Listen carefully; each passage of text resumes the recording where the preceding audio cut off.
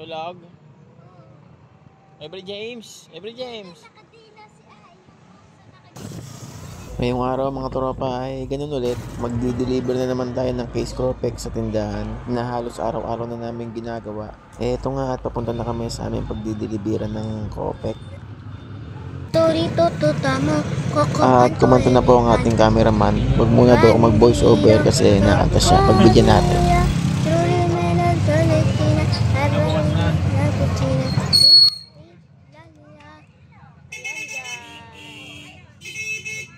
At yun mga tropa, nandito na tayo sa tindahan ni ate na siyang pagdideliveran natin ng case Cropec.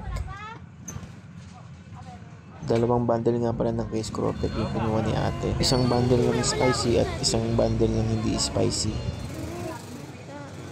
Ang bilis talaga maubos ng case Cropec namin dito. Kadadala ko lang ng dalawang bundle dito nung isang araw. Ngayon, umorder na naman siya ng dalawang bundle. Madami kasi laging tao kasi palengke tapos meron pang paradahan ng tricycle.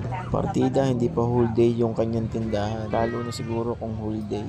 Sa susunod nga pala, ibibili na tayo ng microphone para marinig nyo naman kung ano yung pinag-uusapan namin. Katulad niyan, ang dami kong sinasabi kaso hindi nyo naririnig. Kaya sa susunod, bibili na tayo para mas maganda yung ating video. At kung hindi ka pa nakapollow, tropa, baka naman, share mo na rin para masaya. At yan, nagkaabera na kami. Salamat sa panonood.